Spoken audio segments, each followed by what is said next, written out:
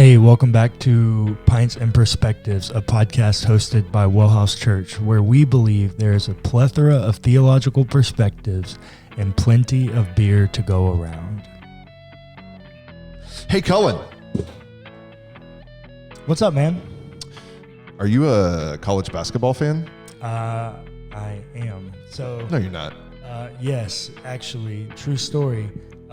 You mostly hear me talk about college football these days. Right. That's what I thought you were going to say. But that's only because when I got married, at some point, Hunter was like, you watch too much sports. Well, like, that's true. You need to pick one sport. I will give you one sport. Oh, gosh, that's tough. You picked the right one. Football is the right one. Yeah. But I'm single again, and I would love to say I watch enough college basketball. I don't. But before all of that, I was a huge college basketball fan. Well, made a bracket every year. Did you make a bracket this year? No. Yeah. I've never made a bracket ever once in my life. It's too much time right now. I don't have enough time. But U of H is apparently they were number one seed. Doing their thing. And Sikkim Bears, they are out. They out in the round of 32. Bracket busted. Yep. Well, last I checked, there was only one bracket that had been published that was still good, 100% correct. Interesting. What do you win? A pat on the back? Well, it depends on where you entered it. That's fair, I guess, if it's at some Vegas bar. Anyways, what was I gonna say? Do you know where the Final Four is being played this year? H-Town. H-Town. Because I saw a video that the very first thing they did as soon as the rodeo was over. What'd they do? Was they brought in some dozers and some track hose and moved. Some what? Don't track hose? Watch your mouth the way you speak about the people that work at the NRG Stadium. That's a piece of equipment. They are not track hose. Oh my gosh. So anyways, they brought in dozers and track hose and they moved 580 dump trucks worth of dirt out of the Toyota Center to make space for the Final Four. Yeah, and they did it in 24 hours or whatever. Dude, the Houston Livestock Show and Rodeo infrastructure operations and planning is miraculously well, and you have to think efficient. These PRCA rodeos, they've been doing them for 100 years. Well, that's the thing. All over. Yeah. They know exactly how to move into an arena and move out. Yeah, right. Within hours. Oh yeah, it's crazy. Yeah. Very fast turnaround because you got to rent the arena for the turnaround. Right. And so you're still out whether you're making money. So the faster you can do that, that's dollars raining in your pocket. Yeah. Okay. Now that we've bored everyone with our sports talk, we have a fun beer today. Which I haven't looked up yet. I should have done that before. But this is a beer from Martin House. Let me just read real quick. So I should say this is Darkness Falls by Martin House. It is a rum barrel aged coconut milk stout. 9.8% alcohol by volume from Martin House. Let me just tell you a little bit about this beer. Chocolate rum darkness. It has been 6 years since we released this beast of an imperial stout, and we've been waiting long enough. Okay. Our first ever rum barrel aged beer, Darkness Falls, is back. This 9.8% ABV Imperial Milk Stout is loaded with shredded coconut and vanilla bean. Oh. Darkness sat in fresh rum barrels for 3 months. It pours pitch black, which we've got glasses. So go to YouTube right now so you can watch this thing. Let's see. Sorry. It pours pitch black like motor oil on a moonless night. Yes. How dark is motor oil on a moonless night? The darkest it can get. Darkness Falls. This beer boasts flavors of molasses, rich chocolate, and boozy deliciousness. Take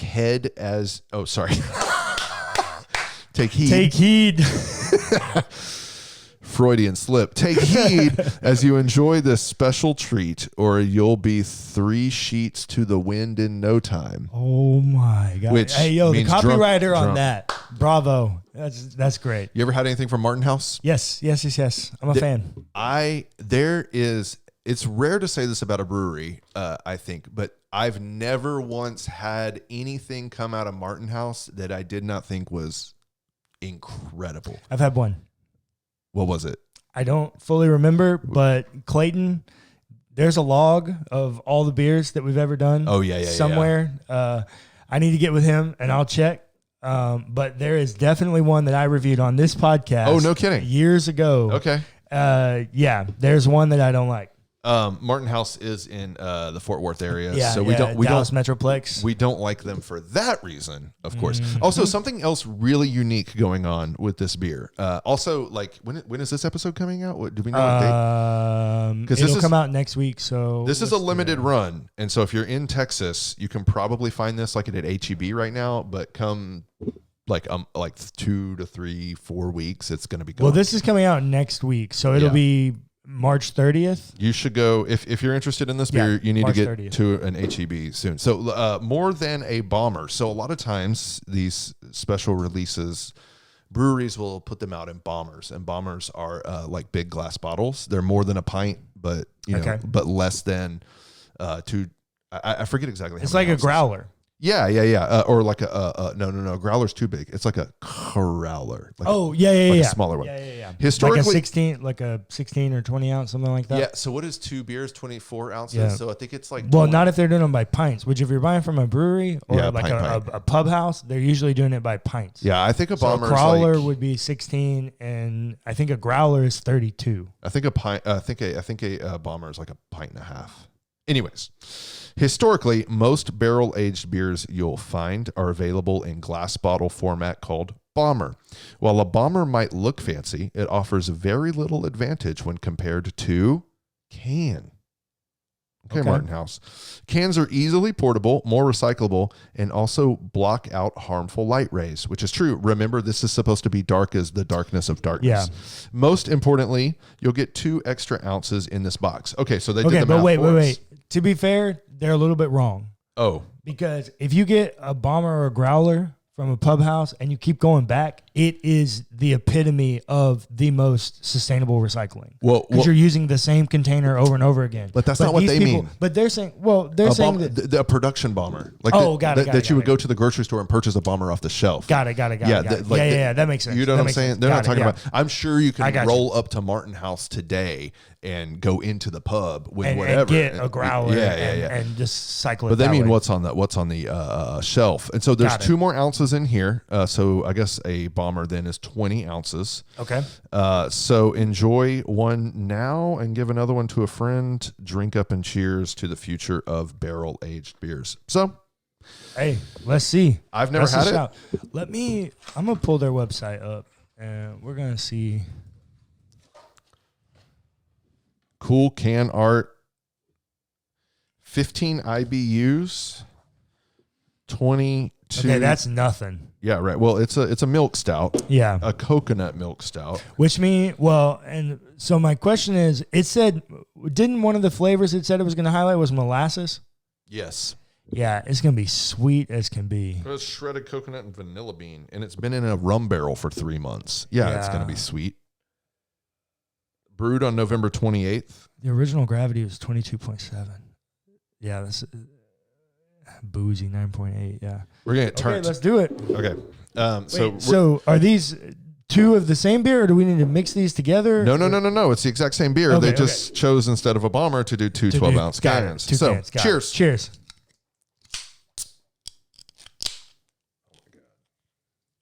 Oh, it looks like motor oil. It filled the room with aroma. It did. I mean, it is thick.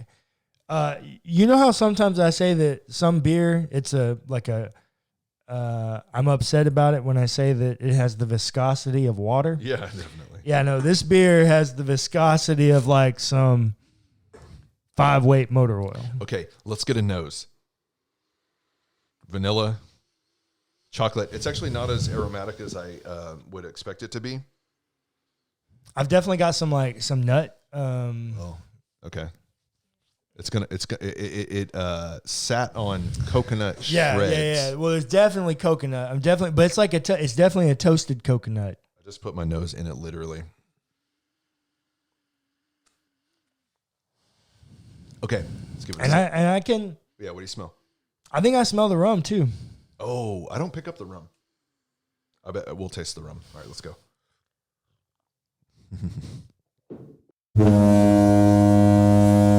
Oh, sorry, Kevin. I'm sorry. Bleep that.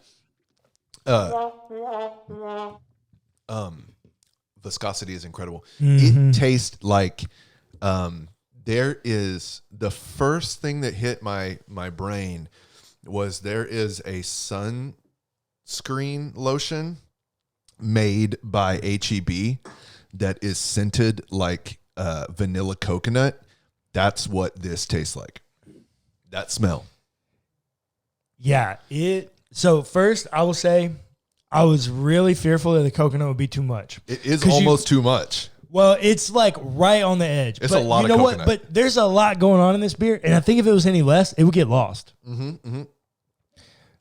because the vanilla is very pronounced as the well. vanilla is very pungent, and the coconut would definitely get lost behind that dark viscosity. I mean, it really is a delicate flavor.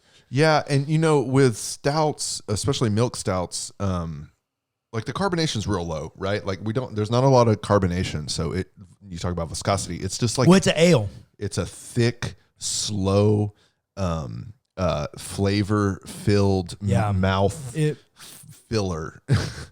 And it truly is a milk stout because it's coating the inside of your mouth. Yeah, that's what I mean. It's got that lactose in it. Man, it is incredible. That's a good beer. It is incredible. I don't pick up the rum. I get it. I don't know how you're not getting it. For me, it's really on the finish. As I breathe it out, it's really on the finish. It's got that rum for rum can be, I don't know if this is the right language, like fruity. It can be fruity sometimes. It tastes a little fruity. Banana funk. Okay, sure. Well, that's a lot of rum. That's what they say. Is like, oh, really? It has some Jamaican banana funk to it. Interesting. Yeah. Yeah. And I get the banana funk. It's a great compliment to the coconut on the finish. Hey, I got it in the nose in the beginning. Let me see if I can smell it now. Yeah, it's still there. Yeah, I can smell it now that I can taste it.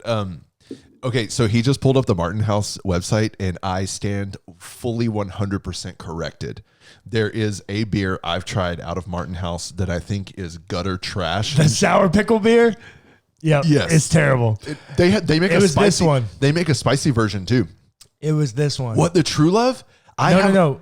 Wait, no. Maybe it was this Ghost. I have the True Love. I have a 6-pack of True Love at home right now. I love that raspberry sour.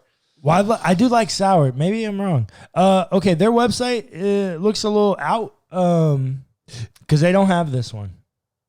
Yeah, it's not even listed. Oh, is it on their Untapped? It's not even listed.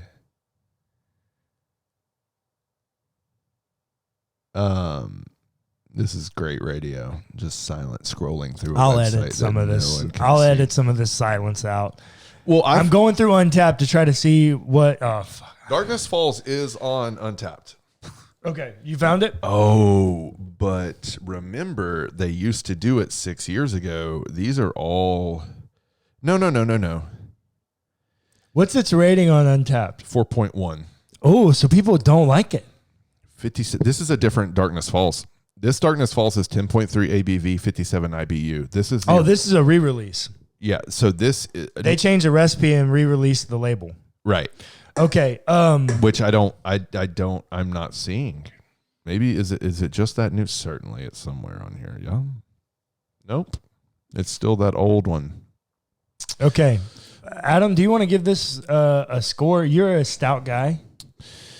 I am a stout guy because of all the flavor complexities that you can jam into them, and which this beer is doing the most. I at first did not enjoy how strong the coconut flavor was. Now that I sit with it, I actually have fallen in love. I think this would be really good with like a breakfast sandwich. Yeah. So I'm gonna give it a 7.8. 7.8. That's pretty high. There you go. For me. Well, and he used the decimal, which means he really cares. I do really care because the milk is there, the rum is there, and I'm getting it all now. Yeah. The coconut is there. Like The way it is described is the chocolate is there, and everything is balanced really well into one great flavor palette, but you can still pick them all out. Yeah, I'm in love. You know what? Yeah. Bump it up. 8.2. Okay, I was going to go 8.1. Yep, I was at 8.1. It's a very good beer. It's a crowd pleaser. It's a very good beer. If you like stouts, and even if you don't like coconut, I know a lot of people are like, oh, I don't like coconut. The coconut is strong. I don't like coconut either. For me, it's more of a texture thing. I do like the flavor of coconut occasionally, but like don't be afraid of the coconut. It is good for the beer. It is good. Well, and they've balanced it. This is the thing. The coconut and the rum with the dark chocolate and the milk, they're killing it. Okay. So good. So good. Also, there's a decapitated head being held by a pirate with fire coming out of his ears on the can. So, and he has blood on his sword. Look at his right hand. Oh yeah, you got to roll all the way around. Oh, and he's got like the tattoos. I'm digging the whole vibe. Darkness Falls, my man. I'm digging the whole vibe. Winner. Martin House. Winner chicken dinner. But they always do it. But get rid of that pickle crap. Maybe it was the salty lady goes that I didn't like. Really? I think that's what it was. It could be. It's not for everybody. Their box cider's great. Their double Indian, their double IPA is really good. Yeah, so I was fixing to say their double IPA. I've also reviewed it. We've reviewed when Clayton was on this podcast, years ago. We reviewed like maybe 4 or 5 different Martin House brews, and we actually gave shout outs to Martin House. I've been there. It's great brewery. So it was great. Okay, what are we talking about today, Cullen? Now that we spent 20 minutes on beer and sports. Beer and March Madness. Hey, it needed to be said, yo. It does. And this is our podcast, so screw you if you didn't like it. Well, I don't agree with that. Okay, so what I want to talk about is I want to move into the third section of our series on the problem of evil, which is the human perspective. Great. And so maybe the best way to start this is to just, get a base rate, get a constant, get a control group. Adam, how do you feel as a human existing in the void of the problem of evil? It makes me an atheist. Why? Yeah. So, and I think, gosh, what a great question. Okay.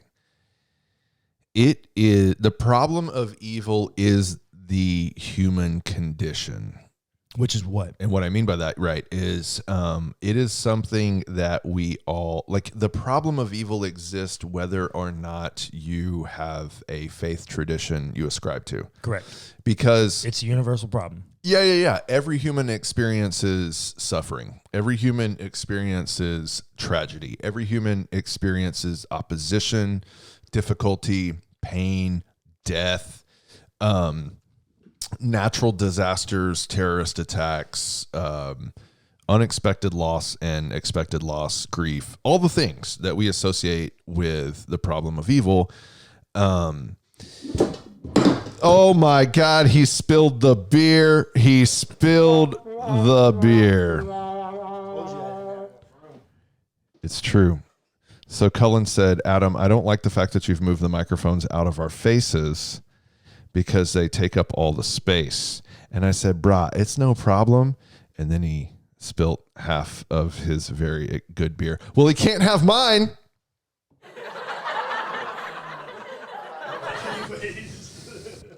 I wonder, can you like squeegee it back into the glass? This is good content. This is a blooper reel. Look, he's literally trying to get it back into the glass, y'all. Oh my God.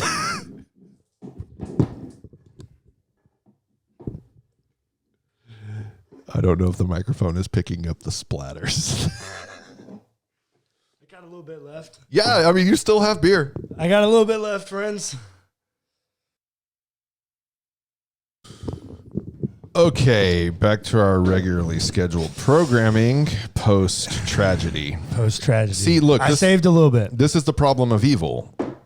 Cullen lost his just beautiful, incredible beverage tragically. You know, I wasn't probably going to finish it all anyways, unfortunately, because it's really boozy. And it's 11:34 a.m. Would you call it bad and boozy? Thursday. Oh. It's amazing. Okay. The problem of evil. Yeah. How do you feel as a person existing in this? So I guess I was making the point that like everybody experiences this. The difference is, so everybody sits in it. Everybody's experiencing it. It depends on what theological framework you see the evil and suffering of your life through. Yeah. And so I have been indoctrinated with a theological framework of the Southern evangelical Christian tradition, which, look, man, the problem of evil is a source of great anxiety and fear, because depending on the theological camp or like hermeneutical camp you find yourself in your local Christian community, whatever that looks like. Yeah. I guess depending on what your pastor believes about this, right? Your leadership. Yeah, the way you sit in the problem of evil is different. Like I think we all have different. Yeah. I think we all have different ways that we process what it is and how we relate to it. Yeah, so maybe the best way to do this would be talk about some of the major like tradition categories of how humans deal with the problem of evil from our perspective. Well, I think we've done some of that on previous episodes. We have, but there are also some that we have not thought to talk about. Like for instance, one of them is, and a pretty common one, is ransom theory. Oh, okay. Ransom atonement, right? Okay. That the wrath of God for humans rebelling must be satisfied. Yeah. Which I was in a church service this weekend. So if you didn't know, WellHouse Church is currently on sabbatical, as I am affectionately calling it. We've put it back in relaunch mode. There were some things that happened. Anyways. Wait, you went to church this weekend? I did. So we suspended all of our normal Sunday activities, and all we're doing is content and people gathering, because that was our problem. Is we did not have enough people invested in supporting and volunteering. And when Clayton and I could no longer carry the workload anymore because we had financial struggles, we just had to put it back in launch mode because we couldn't keep carrying the weight. So fair. It's on sabbatical right now. And I'm not going to do it. So I went to a different church, a traditional church. Ooh. Triggered. Well, yeah, so it is. And I've been 3 times now to the same church. And 2 of them were halfway decent experiences. And one of them was a colossal failure. Okay. We agreed, me and the people that I was with, which if you're looking for a spectrum of people that I hang out with, I got this guy and our friends like left of left. That's not true, but we're pretty left. I'm left of left. And then I have an entire other world that's like right of right. And so I went to church with the right of right people. We should have a dinner party. Oh, we're gonna for my birthday. Oh God. So we're gonna have a 5-hour long crawfish boil for my birthday. God. So anyways. I'm going to wear a Bernie Sanders shirt. Go ahead. Oh my God. Feel the burn, baby. So anyways, I went with them, and even them that were there, we agreed that it was the perfect church cocktail for emotional manipulation. Well, aren't they all? No, I don't. But okay, I will say, why? Go ahead. I will say a lot of, and we learned this in seminary, right? People will come and listen to bad preaching for good music. Oh, definitely. They will not come listen to bad music for good preaching. That's correct. And more than likely, the theology that people are going to remember is the theology of your songs, not your sermons. Depending on the church. If you're in a really academic church, maybe they value the lecture over the experience. I was going to say that y'all never heard me preach. So. Shut up. So, says the man who hadn't done it in 4 years. Okay, anyways, so what my whole purpose of saying that was I went to this church and they sang the song In Christ Alone, which if you know my story, Christian music is triggering for me. Mm-hmm. This is not the podcast to get into that, but Christian music is really triggering for me, and I have kind of boycotted it. And so this is the first time I'd heard this song, and I don't sing, but I'd heard this song sang in like a church setting. Yeah. While I was like being critical of the musical experience and expression of the church. And In Christ Alone is supportive of ransom theology. Okay. Ransom atonement theory is what it subscribes to, that the wrath of God was satisfied. For every sin on him was laid. Here in the death of Christ I live.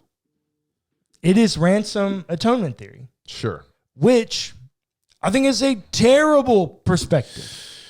Yeah, okay, look, so most soteriological systems are trying to answer the same age-old question. They all. How do you answer evil and sin and death? How does a good, loving, all the omnis, which if this is your first time ever watching us, like we have. Omnipotent, all-powerful, omniscient, all-knowing. Right.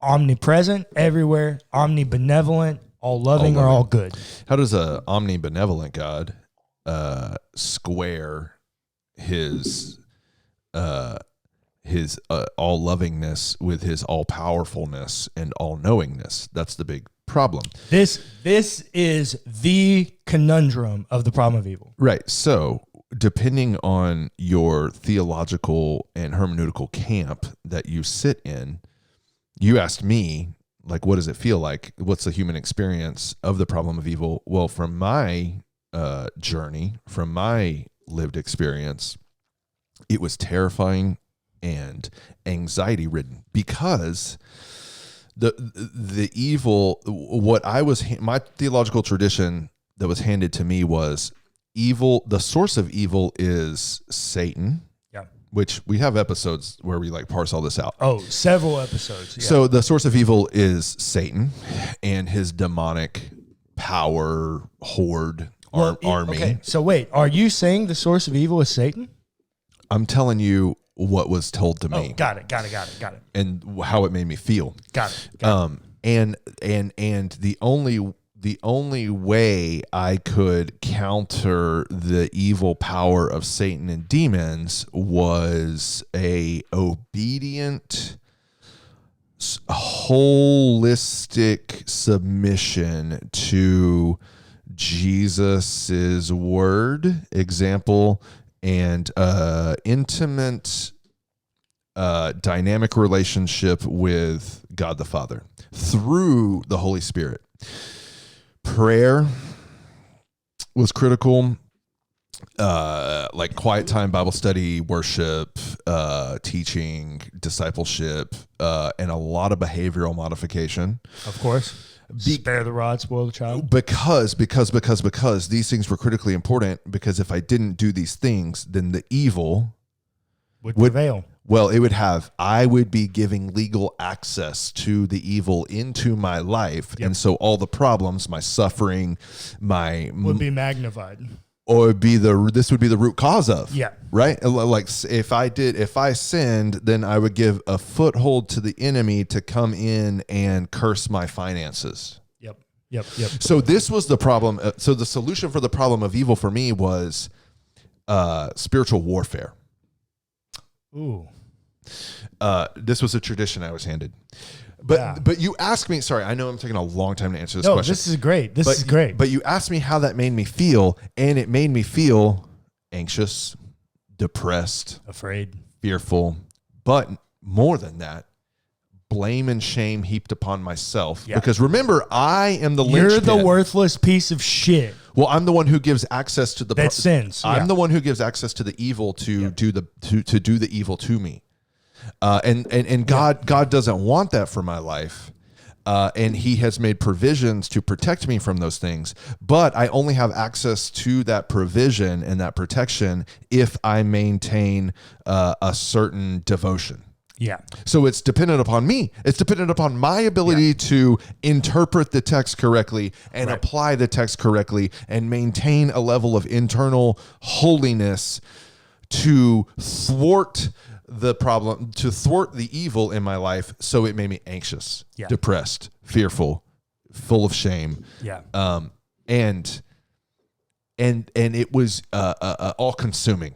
It was all consuming. Like it touched the way I spoke, the way I ate, the way I lived, the way I used my money, the way I related to other people, my sexuality, my politics, my education, all of it. Everything. Your entire life, every decision you made consumed by this concept. And now I am free and liberated from all of that. Liberated. That's an interesting word choice that you choose to do that. 'Cause I would argue that that's what Jesus came to do. And we currently live in a recreation of the Pharisaical systems. Here's the problem with that. Okay. Oh, well, sorry, go ahead. No, go ahead. Tell me the problem. I was going to take a theological turn. If Jesus' sacrifice solves the problem of evil, okay. Does it? Did I say that his sacrifice solved the problem of evil? His death, burial, and resurrection. Okay. Solves the problem of evil. Why does the problem of evil still exist? Well, you left out a key part of now and not yet. Are you going to tell me we're in a liminal space? Well, no, but I was going to tell you that the story does not stop at resurrection. Right. What is it? Okay. So anyways, go ahead. A friend of mine, and used to be, maybe still is, friend of yours, Mike Skinner. Oh yeah, I mean we're friends. I mean we're acquaintances. Yeah. What up, Mike? You're not listening, but what up, Mike? We used to do, or he did a series when we were I was in grad school. He had just graduated. He did a preaching series in his church.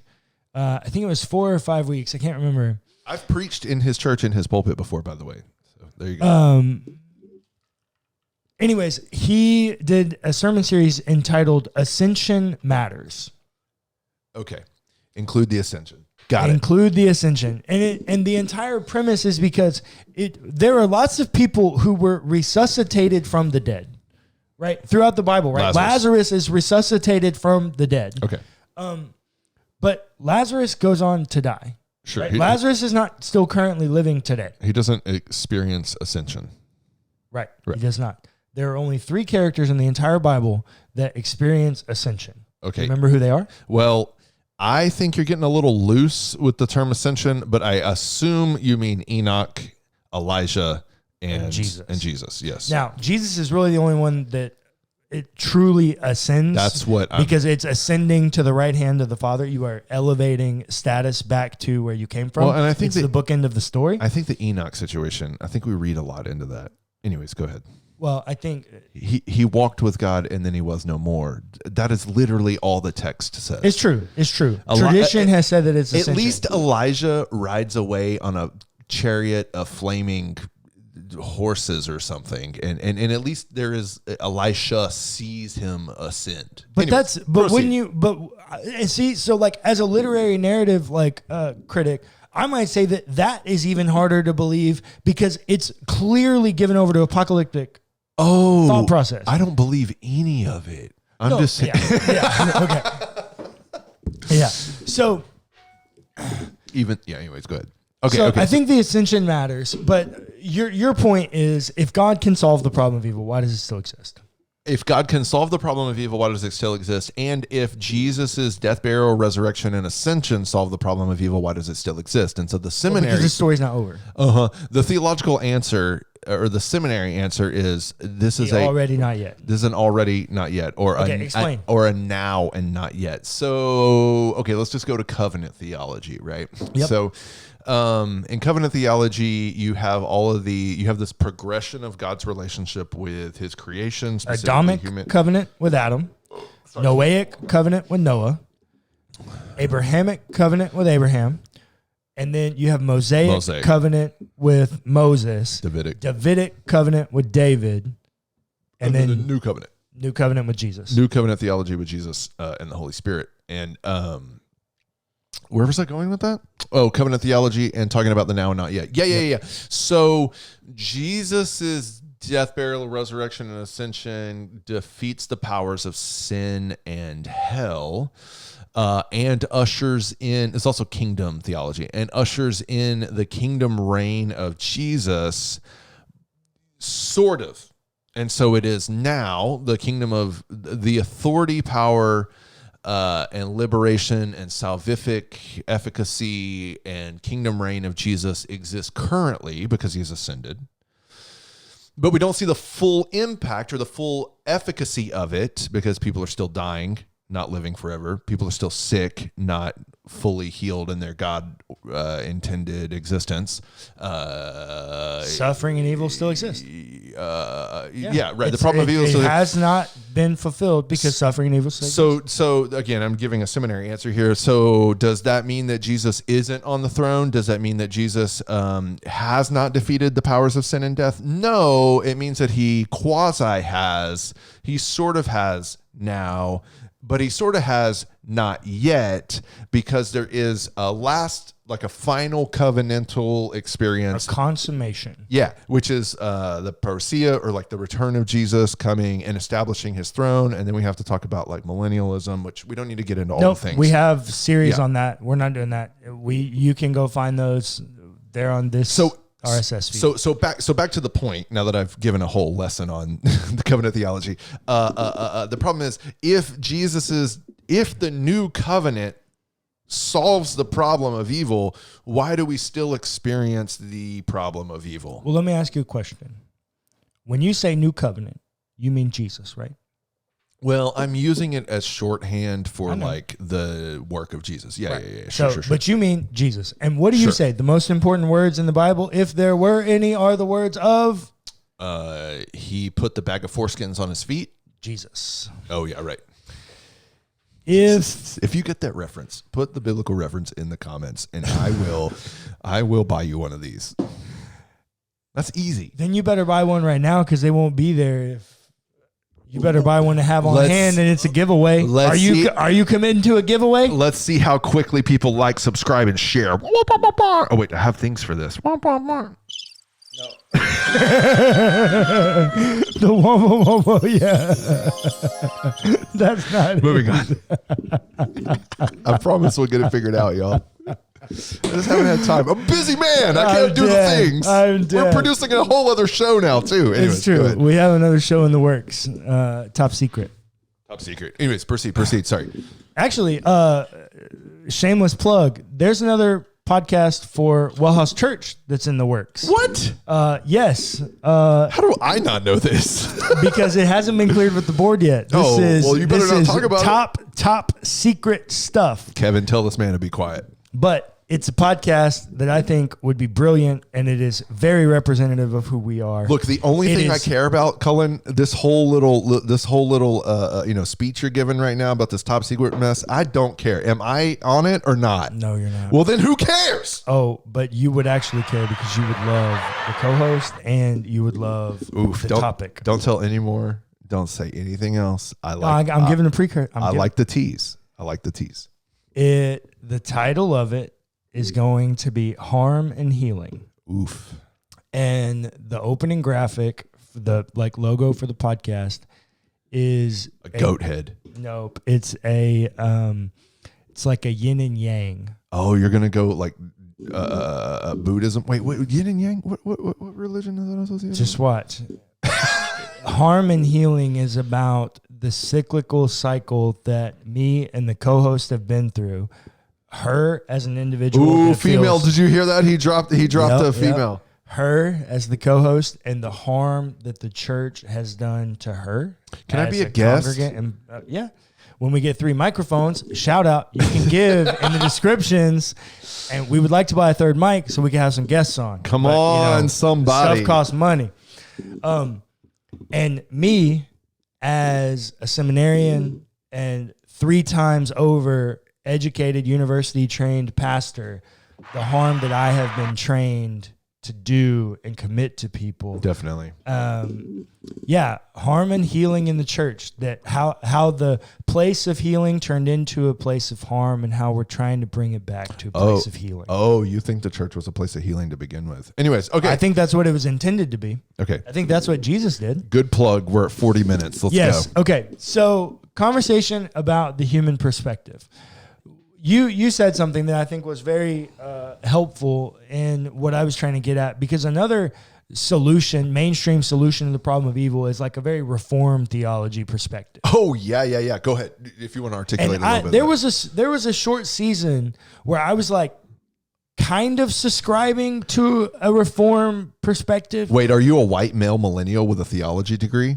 At one time I was. Yeah, right. So on the nose. But so anyways, when I was there, I used to use this analogy that salvation is God as a stable stallsman, and he's shoveling shit as fast as he can out. And at some point, the world is going to end, and God's just trying to shovel as much shit out as he can before it's all done. Mm-hmm. To every student or congregant that ever heard me use that metaphor, I am so sorry. That was God awful. It's where I was at the time. Epiphany. It's the theology I was subscribed to.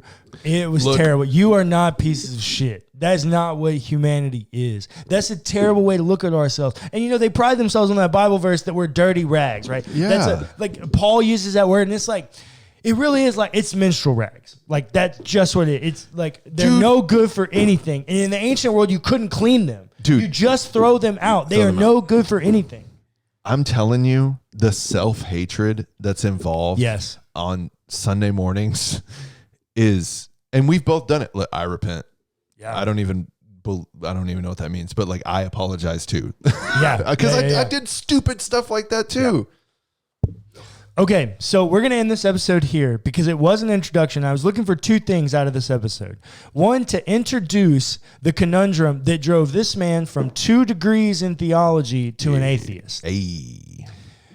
And I also wanted to try to see if there was another episode that we could pull out of his response, and he hit the nail on the head. It's exactly what I was looking for. I've referenced it in the past. So we have 2 episodes left in this section.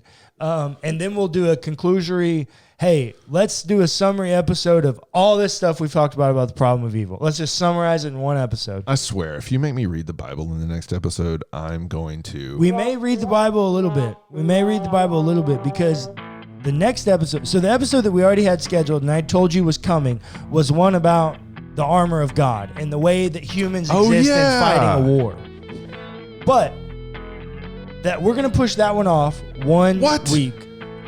That's what I was preparing for. You just made a comment, and it gave me a great idea for an episode that I've already referenced in the past, which is an episode about the kingdom of God and how this is really the solving of the problem of evil. Thanks for listening to the Pints and Perspectives podcast hosted by WellHouse Church.